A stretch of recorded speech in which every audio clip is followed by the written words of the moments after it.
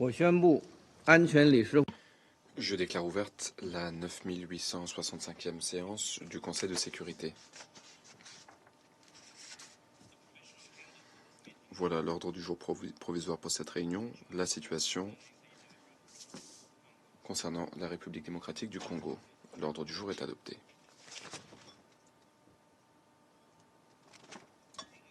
Conformément à l'article 37 du règlement intérieur provisoire du Conseil, j'invite les représentants de la République démocratique du Congo, de l'Angola et du Rwanda à participer à cette réunion. Il en est ainsi décidé. Le Conseil de sécurité va maintenant entamer l'examen du point 2 à l'ordre du jour. Les membres du Conseil sont saisis du document S 2025-108.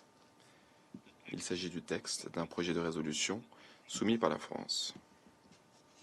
Le Conseil est prêt à voter sur le projet de résolution.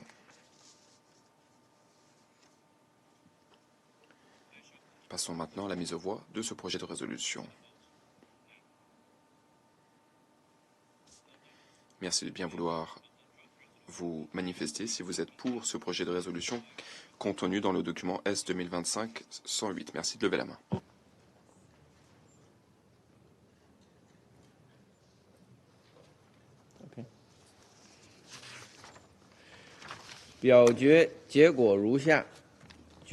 Voilà les résultats. Le projet de résolution a reçu 15 votes pour. Le projet de résolution a donc été adopté à l'unanimité en tant que résolution 27-73 de 2025.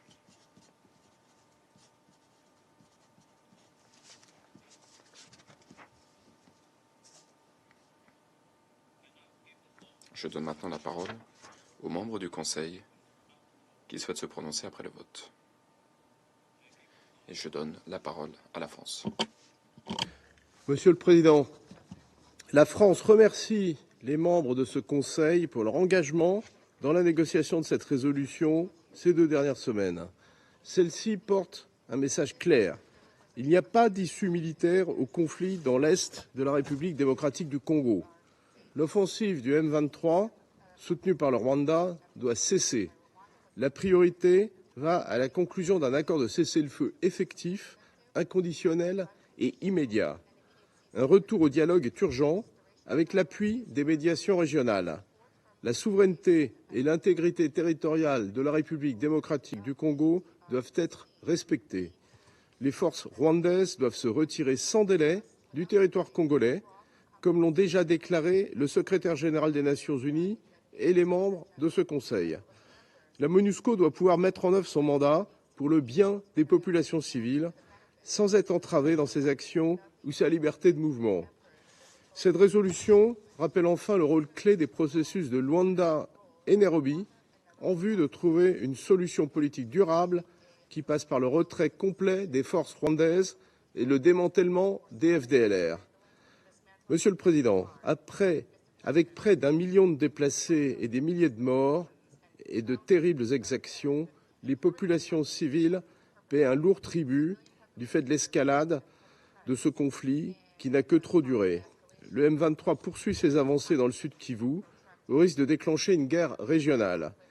Il est grand temps que le Conseil s'exprime avec clarté pour favoriser une cessation des hostilités et les conditions nécessaires à une désescalade, en complémentarité avec les initiatives régionales que la France soutient. Plusieurs pays de la région se sont exprimés mercredi pour se joindre à cet appel. Pour terminer, je me félicite que le Conseil de sécurité se soit montré à la hauteur de cette responsabilité. Il est regrettable de cette responsabilité. Je vous remercie. Je remercie la France. Je donne la parole à l'Algérie.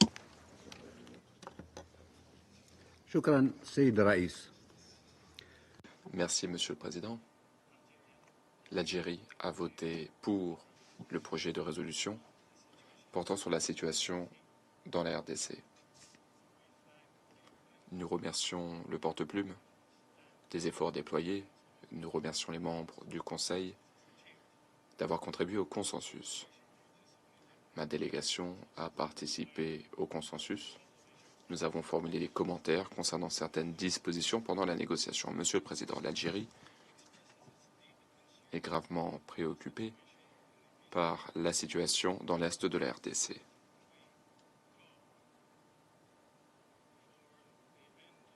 Nous appelons de nos vœux la fin des hostilités, ainsi que la désescalade dans les provinces du Nord Kivu et du Sud Kivu. Il faut restaurer la stabilité, notamment à Goma et à Bukavu. Les parties au conflit doivent immédiatement parvenir à un cessez-le-feu et renouer un dialogue dans le cadre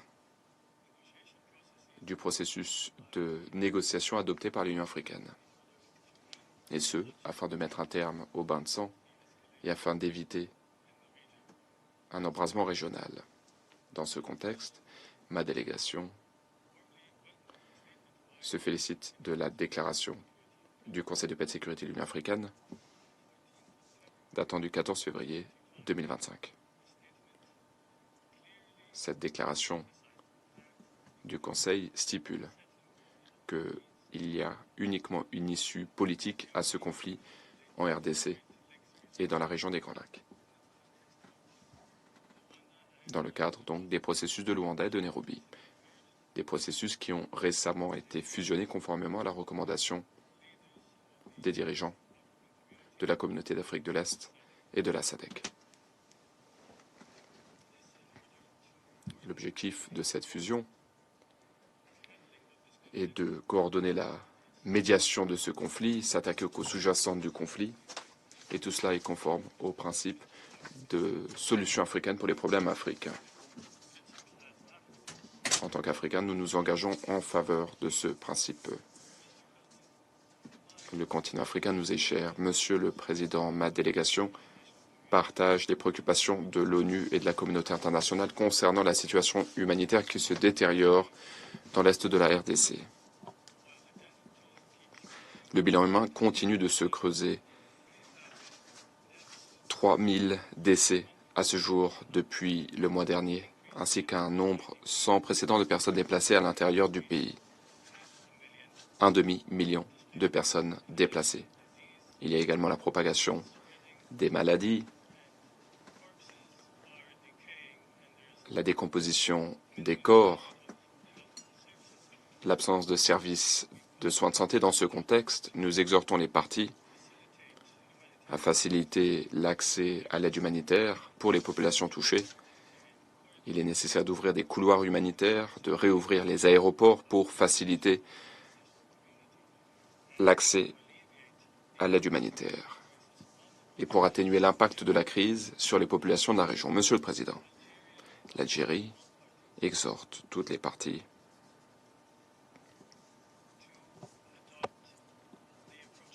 à favoriser le dialogue, à faire preuve de bonne volonté afin de résoudre le conflit sans accusation, sans pointer du doigt, sans confrontation, sans jeu à somme nulle, et ce afin que les parties parviennent à une solution juste et équitable, de façon à préserver la souveraineté de la RDC, son intégrité territoriale, et de façon également à tenir compte des préoccupations légitimes des voisins de la RDC. Par ailleurs, tous les acteurs extérieurs, en dehors du continent, doivent cesser les interventions négatives. Ces acteurs doivent cesser de peser de leur poids dans la région. Cette influence est parfois un relent de colonialisme, et il faut au contraire soutenir les efforts de médiation de l'UA et des autres organisations qui participent au processus de médiation. En guise de conclusion, l'Algérie est prête à s'engager en faveur des efforts qui visent à une désescalade dans la région des Grands Lacs. Nous sommes prêts à contribuer à tout effort permettant de restaurer la confiance entre les parties afin de bâtir un avenir meilleur pour tous les peuples de la région.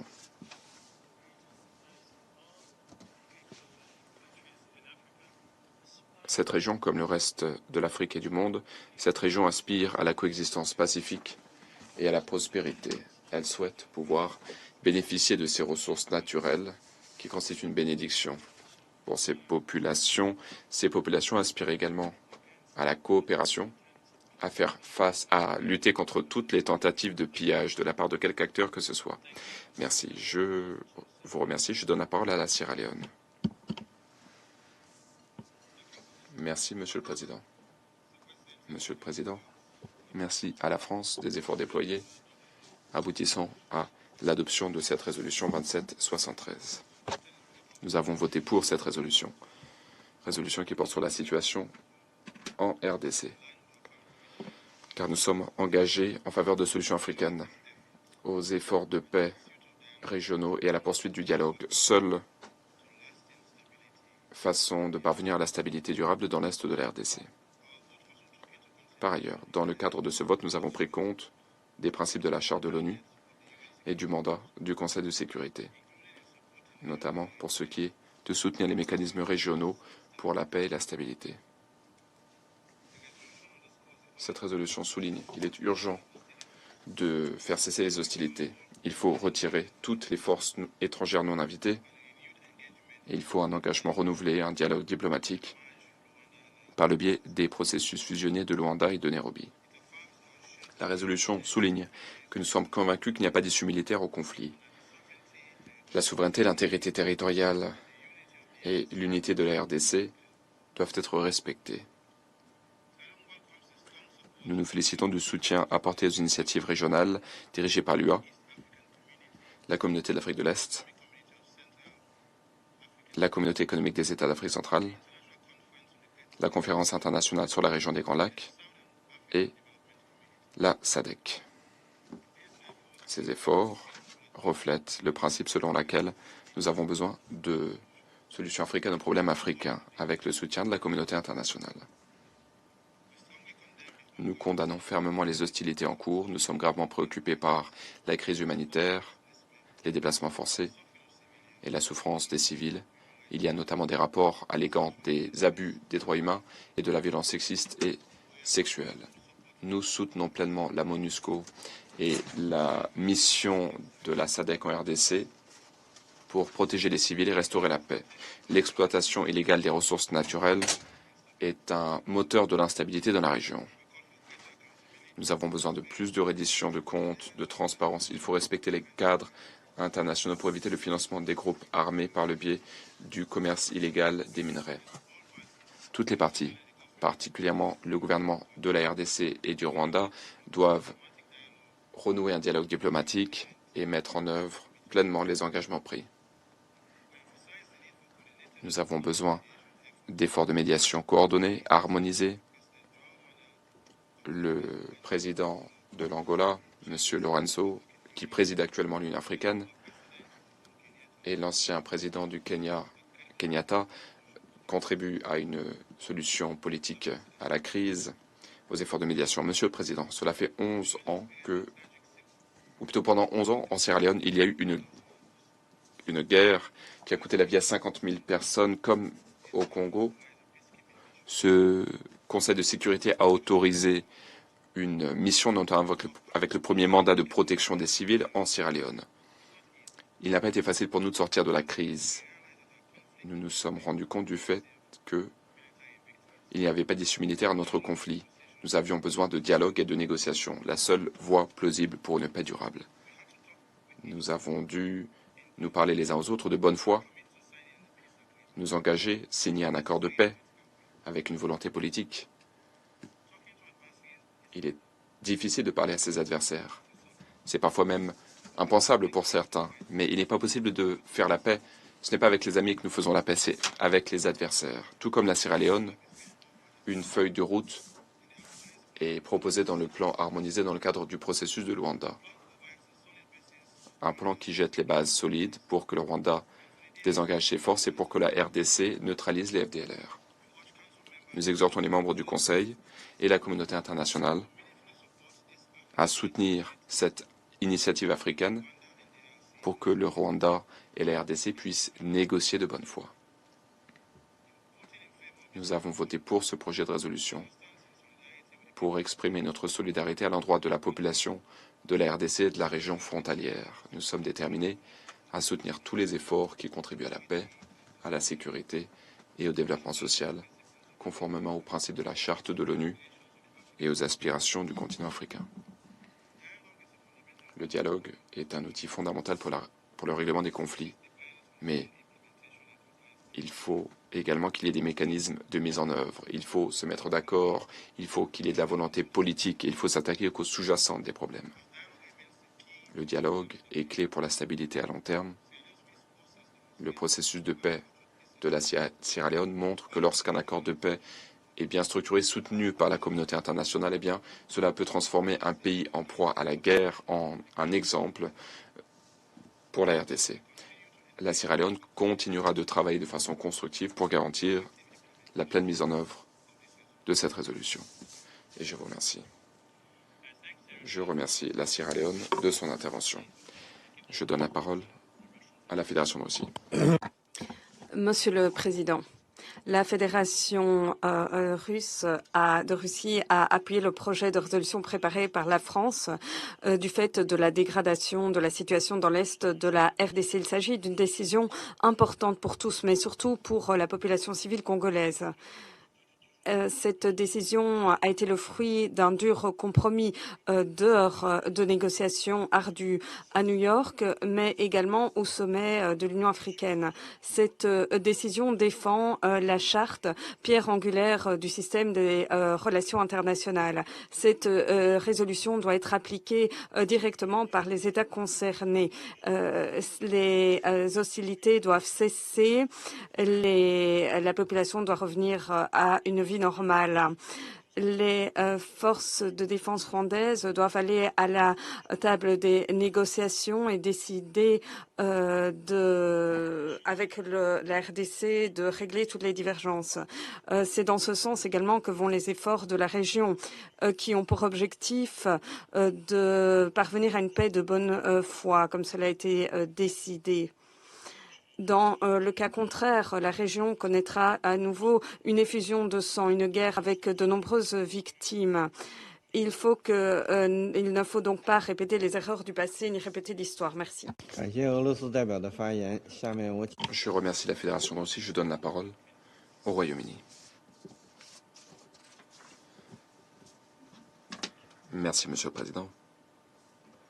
Le Royaume-Uni remercie la délégation de la France, délégation porte-plume, pour ses efforts, et nous remercions également tous les membres du Conseil d'avoir contribué à l'adoption de cette résolution importante. Nous soutenons pleinement ce texte. Nous espérons que cette résolution contribuera de façon positive aux efforts diplomatiques dans la région, notamment le sommet de la CEA et de la SADC qui a récemment eu lieu. Nous espérons que cela permettra de mettre un terme au conflit. Nos ministres ne ménagent aucun effort pour soutenir un dénouement politique au conflit, car il n'y a pas d'issue militaire. Monsieur le Président, les violations auxquelles nous avons assisté ces dernières semaines dans l'Est de la RDC sont absolument inacceptables. Cette résolution, aujourd'hui, envoie un message clair. Ces violations doivent cesser. Toutes les parties doivent s'engager sur la voie du processus politique dirigé par l'Afrique. Cette résolution stipule que nous avons besoin d'un cessez-le-feu, ainsi que du retrait du M23 des villes de Goma et de Bukavu. Nous exhortons fortement le M23 à cesser immédiatement les hostilités. Aucun État membre ne doit faire obstacle à cette résolution. La résolution stipule également que le droit international humanitaire doit être respecté et qu'il faut également respecter le mandat de la MONUSCO. Et surtout, la résolution stipule clairement qu'il faut respecter la souveraineté et l'intégrité territoriale de la RDC ainsi que la charte de l'ONU. Nous soutenons l'appel lancé par cette résolution pour que toutes les forces de défense rwandaises se retirent du territoire congolais. Nous appelons les parties à pleinement respecter cette résolution. Sinon, ce Conseil devra envisager d'autres actions. Je vous remercie. Je remercie le représentant du Royaume-Uni et je donne la parole au Panama. Merci beaucoup, Monsieur le Président. Nous remercions la délégation française d'avoir présenté ce projet de résolution. Merci à la France d'avoir déployé de nombreux efforts pour le consensus. La situation sécuritaire dans l'est de la RDC continue d'être extrêmement instable. Elle continue de se détériorer. Nous réitérons notre engagement indéfectible en faveur de la souveraineté et de l'intégrité territoriale de la République démocratique du Congo. Avec cette résolution, nous lançons de nouveau un appel afin que les forces de défense rwandaises et le M23 cessent immédiatement leur offensive et se retirent totalement afin de respecter le cessez-le-feu et les processus de médiation en cours. Par le biais de notre vote pour cette résolution, nous réaffirmons également notre soutien au travail de la MONUSCO, un travail précieux. Son engagement en faveur de la paix et de la stabilité dans la région est sans faille. Nous soutenons les efforts régionaux visant à mettre un terme à cette crise. Nous soulignons qu'il n'y a pas de solution militaire à ce conflit. Nous exhortons toutes les parties à donner la priorité à l'engagement diplomatique et politique et à reprendre immédiatement les négociations et le dialogue dans le cadre des processus de Luanda et de Nairobi. Je vous remercie, Monsieur le Président. Je remercie le représentant du Panama. Je donne la parole au Pakistan.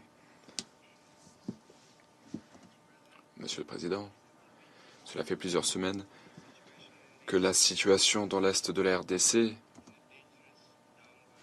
se détériore dangereusement, avec des conséquences humanitaires graves. Cela a porté préjudice aux efforts déployés pour la paix et la stabilité en RDC, ainsi que les progrès accomplis au cours de ces dernières années, avec le soutien de la communauté internationale. Les Nations Unies et le Conseil de sécurité, notamment par le biais de la mission de maintien de la paix, ces organisations donc avaient beaucoup investi pour garantir le succès de ces efforts. Nous ne pouvons pas nous permettre d'échouer. Nous ne pouvons pas rester les bras croisés. Il était judicieux que le Conseil de sécurité suive de près l'évolution de la situation.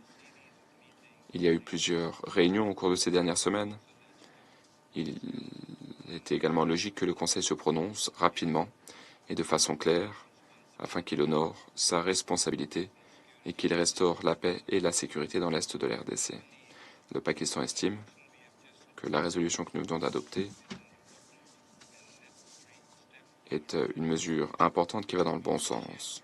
Nous remercions la France d'avoir facilité la négociation et nous nous félicitons de cette adoption par consensus. Cette résolution réitère l'engagement du Conseil de sécurité en faveur de la souveraineté, de l'indépendance, de l'unité et de l'intégrité territoriale de la RDC. La résolution réitère les principes fondamentaux de la Charte de l'ONU et surtout, la résolution soutient les efforts régionaux et les processus dans la région ainsi que la mobilisation sous la houlette de l'UA et d'autres organisations sous-régionales pour promouvoir la paix dans l'est de la RDC. Nous exhortons toutes les parties à coopérer et à respecter pleinement les dispositions de cette résolution et de respecter leurs obligations respectives en temps opportun et de façon sincère. Il n'y a pas d'issue militaire. Toutes les parties, à l'avenir, doivent donner la priorité au dialogue et à la diplomatie. Elles doivent s'engager en faveur des processus de paix et de médiation. En guise de conclusion, le Conseil doit continuer de suivre de près la situation. Nous devons également réfléchir au rôle et au mandat de la MONUSCO pour s'adapter à la situation sur le terrain. Je vous remercie. Je remercie le Pakistan et je donne maintenant la parole au Guyana. Merci, Monsieur le Président. Le Guyana se félicite de l'adoption de la résolution sur la situation en République démocratique du Congo et de la riposte ferme du Conseil de sécurité face à la crise qui prévaut dans l'est de la RDC. Nous remercions la France, délégation porte-plume, de ses efforts qui ont abouti à l'adoption de ce projet de résolution pour lequel nous avons voté, en espérant que la décision prise aujourd'hui par le Conseil de sécurité imprimera un élan positif aux efforts de la région afin de décréter un cessez-le-feu, d'éviter une nouvelle escalade et de parvenir à une solution politique durable à ce conflit vieux de décennies. Nous exigeons à nouveau du M23 qu'il cesse les hostilités et que le Rwanda retire ses forces du territoire de la RDC. De même, nous appelons à nouveau la RDC à couper tous les liens avec et à neutraliser les FDLR. Nous appelons tous les pays à honorer leurs engagements au titre des processus de Luanda et de Nairobi, à respecter les décisions du Conseil de paix et de sécurité de l'Union africaine, à accorder la priorité au dialogue et au bien-être de leurs citoyens pour parvenir à la paix et à la fin du conflit. Nous soulignons également qu'il convient de respecter pleinement la souveraineté et l'intégrité territoriale de la RDC. Nous réitérons notre engagement à travailler avec tous les membres du Conseil de sécurité pour régler la crise et pour atténuer le risque de conflit régional. Merci. Je remercie le Guyana de cette déclaration. La parole est à présent à la République de Corée. Merci, Monsieur le Président. La République de Corée se félicite de l'unité affichée par le Conseil de sécurité en faisant face de concert à la situation dans l'Est de la RDC. Nous avons voté pour ce projet de résolution étant donné l'urgence d'un cessez-le-feu immédiat entre toutes les parties. Ma délégation rend hommage aux efforts inlassables consentis par la France, délégation rédactrice qui a permis de rassembler les membres du Conseil de sécurité autour de cette résolution ces 2 dernières semaines. Alors que la situation est au bord d'une guerre régionale, il ne peut y avoir de solution militaire au conflit. Nous exhortons la RDC et le Rwanda à, de toute urgence, reprendre le dialogue politique. La résolution adoptée aujourd'hui appuie les efforts de l'UA, de la CEA et de la SADC, de la CAE et de la SADC à cet égard. Les actions concertées de ces acteurs sont essentielles afin de rétablir la paix et la stabilité dans l'Est de la RDC. Merci.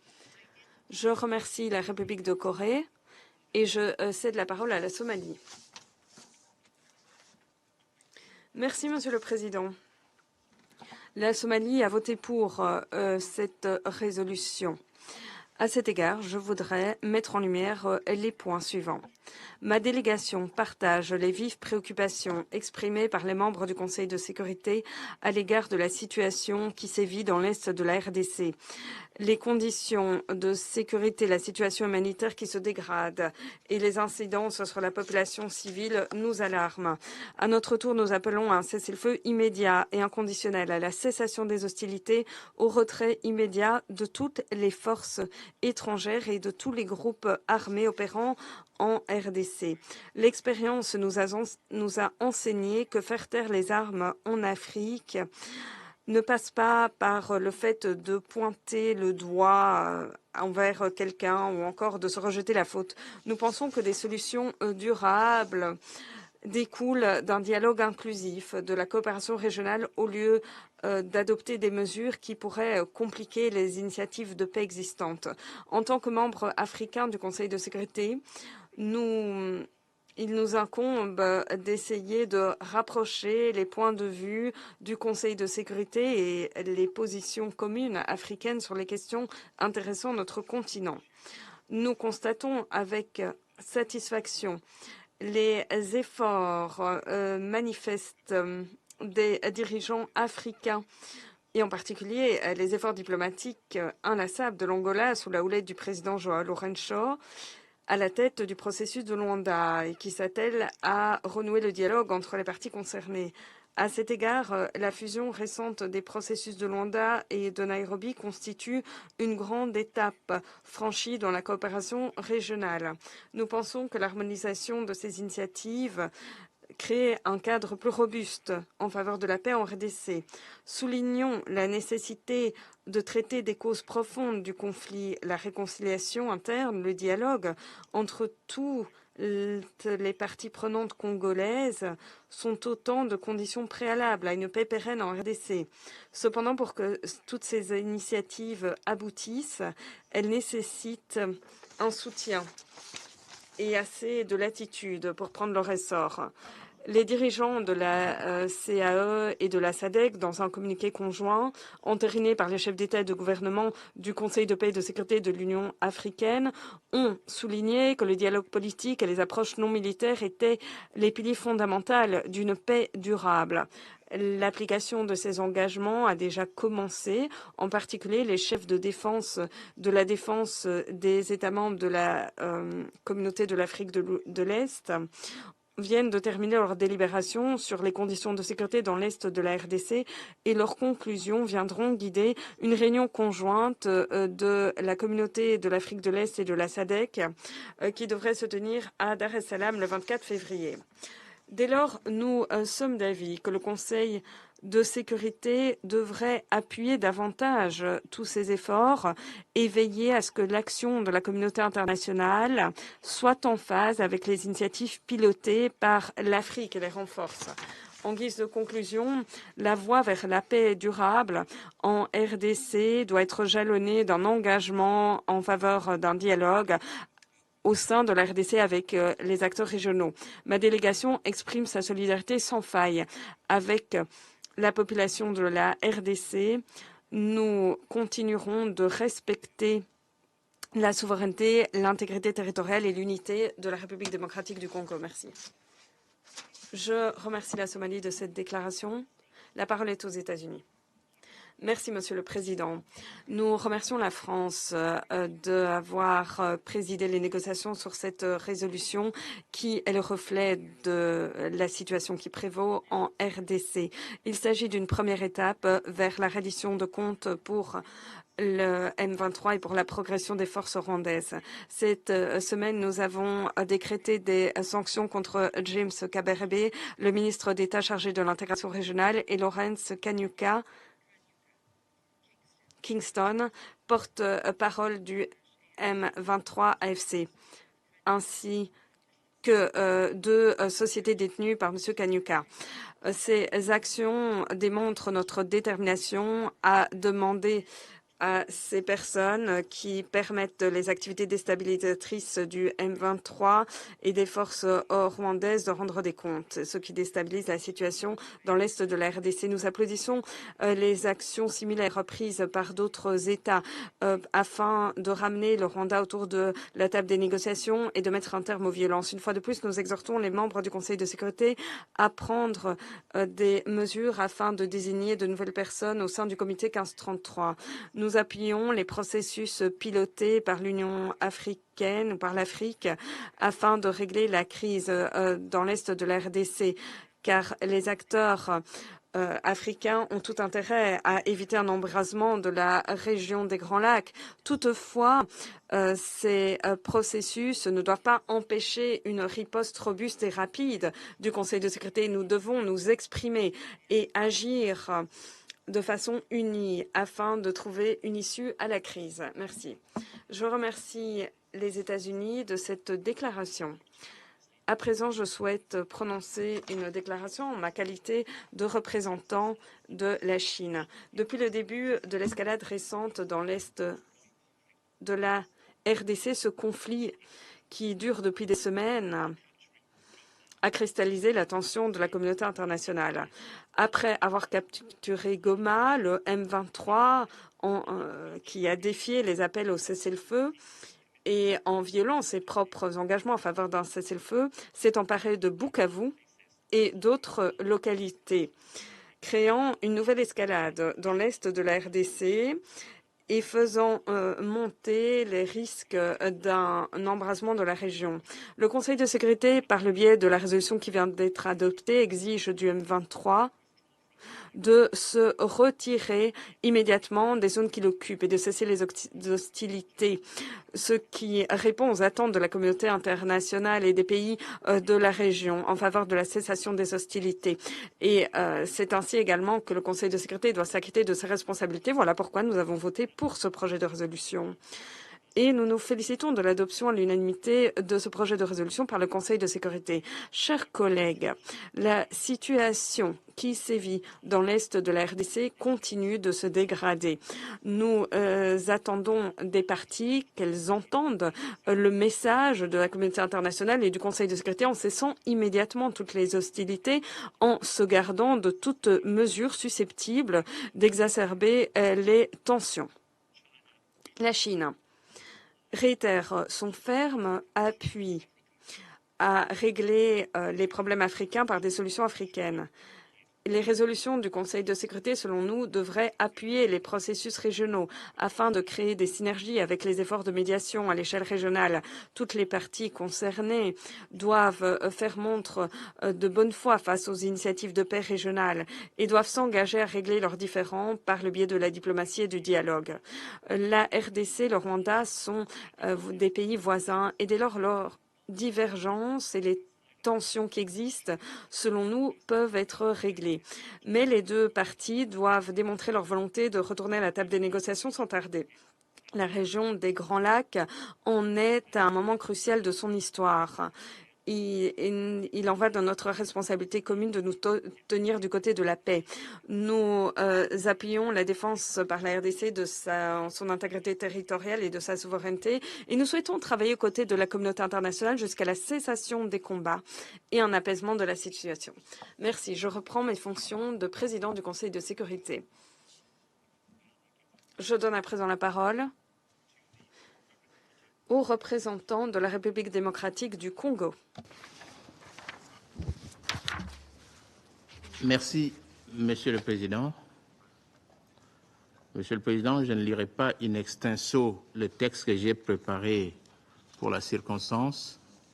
Pour des raisons évidentes, les choses se sont beaucoup plus accélérées, que mon texte est presque dépassé.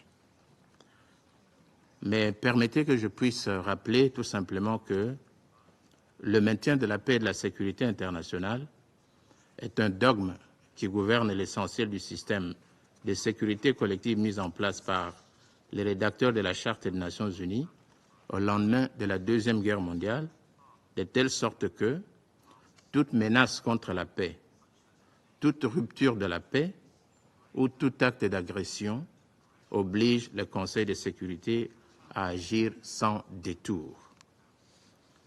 L'invasion par les forces de défense du Rwanda, RDF, et leur supplétif AFC M23 des provinces congolaises du Nord et du Sud Kivu, en général, et la prise brutale le 27 janvier 2025 de la ville de Goma, ont poussé mon gouvernement qui, par la voix de son Excellence, Madame Thérèse Kayikwamba Wagner, ministre d'État, ministre des Affaires étrangères, coopération internationale et francophonie, s'est adressé à ce Conseil à 3 reprises en l'espace de 3 semaines seulement. Cela prouve le besoin de la paix que la République démocratique du Congo attend de ce Conseil de sécurité. Ce que vous venez de faire aujourd'hui, c'est ce que, justement, nous étions en droit d'attendre de votre Conseil depuis le 26 janvier dernier. Mais il a fallu 3 semaines au Conseil pour réunir l'unanimité. C'est vrai que cette attitude s'est révélée beaucoup plus dangereuse, qu'elle a empêché le Conseil de se prononcer, là où la gravité et l'urgence de la situation le commandaient de réagir avec promptitude et empressement.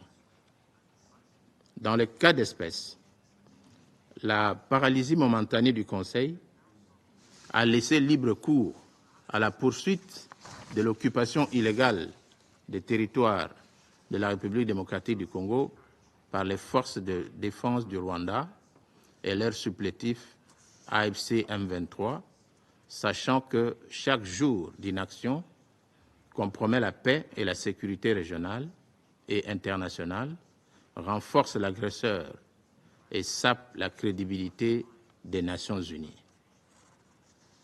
Monsieur le Président, le coût humain est connu de tout le monde. je ne vais pas le rappeler ici. L'horreur que vivent les populations congolaises de la partie orientale de notre pays est connue de tout le monde. Nous l'avons répété plus que 3 fois ici. Mais ce que je voudrais dire, c'est que, comme on le constate, il a fallu beaucoup de temps au Conseil pour réunir le consensus, certes. Mais le Conseil a fait preuve de dépassement. Et je voudrais pour cela, au nom du gouvernement de la République démocratique du Congo, de toutes les filles et fils de la République démocratique du Congo, en particulier ceux de Bunagana à Kamanyola, en passant par Goma, Sake, Minova, Nyabibwe, Kale, Kavumu et Bukavu. Je voudrais donc remercier tous les membres du Conseil indistinctement, et plus particulièrement les A3+1 pour leur précieuse contribution sans laquelle cette résolution n'aurait pu être adoptée à l'unanimité. À vous tous, honorables membres du Conseil, au P5 et particulièrement à la France, pays détenteur de la plume, aux États-Unis en particulier d'Amérique, initiateurs des sanctions contre les autorités rwandaises et les autorités du M23, nous disons infiniment merci. Notre vœu le plus ardent est que cette résolution soit mise en œuvre sans délai pour donner du répit aux populations congolaises des zones occupées qui sont, eux, en train de payer les lourds tributs de cette aventure militaire sur le territoire congolais. Je vous remercie.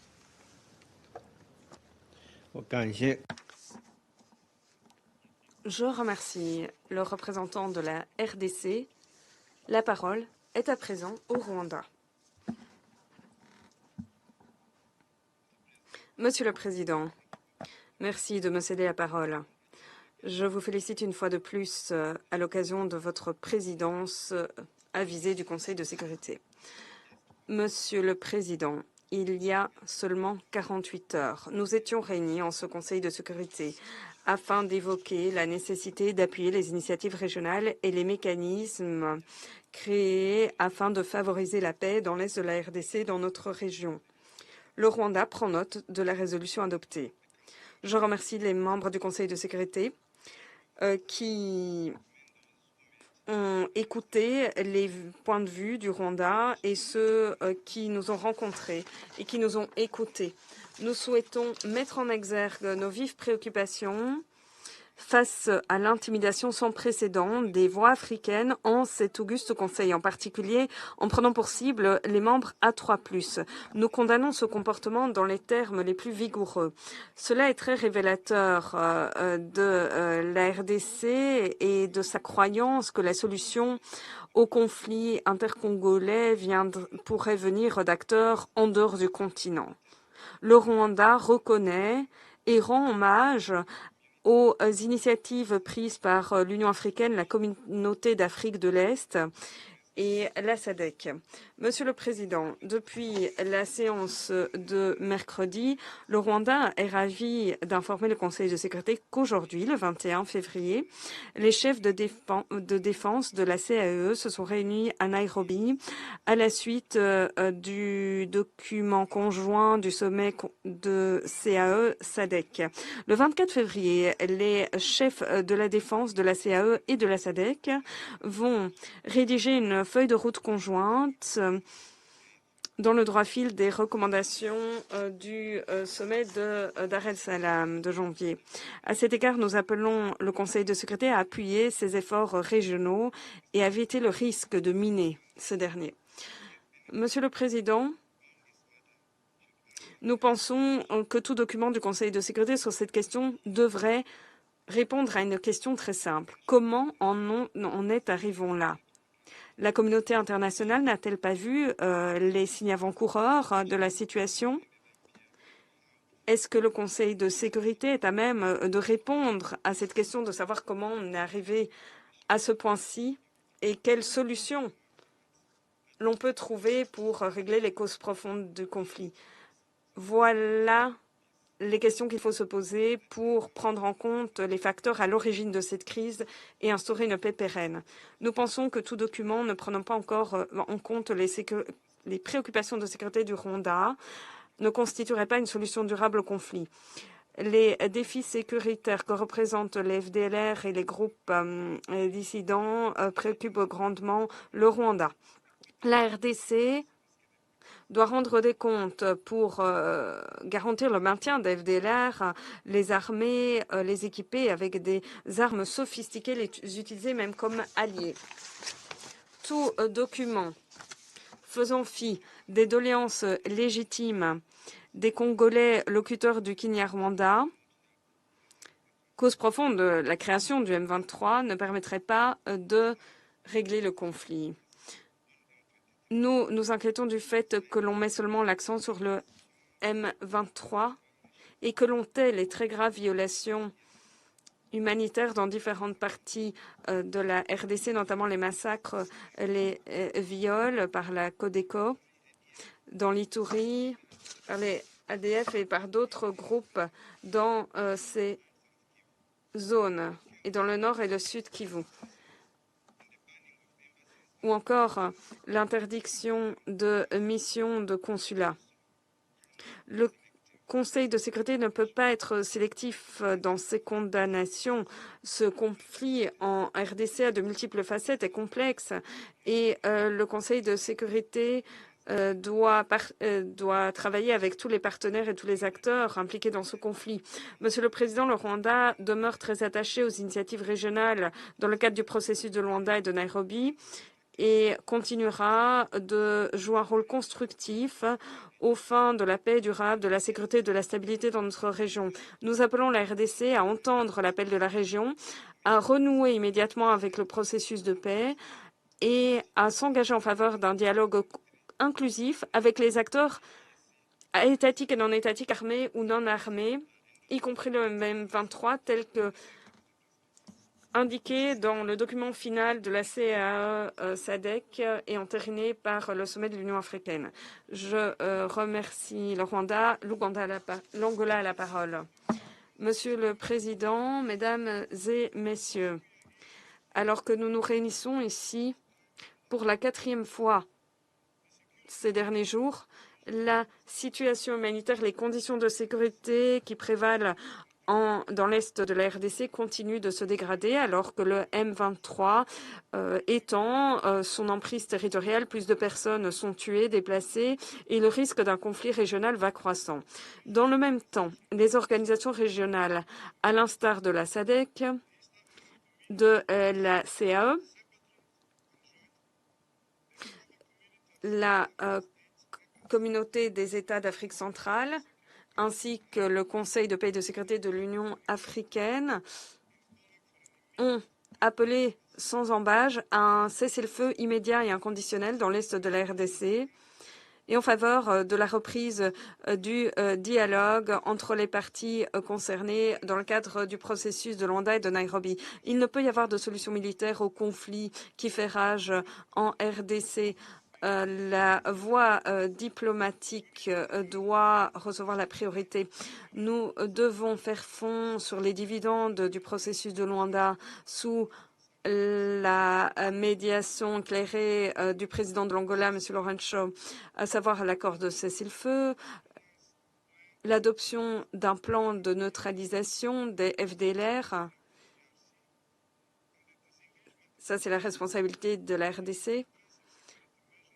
Et la levée des mesures défensives de la part du Rwanda, le renforcement du mécanisme ad hoc par des experts des 3 pays, Angola, RDC, Rwanda.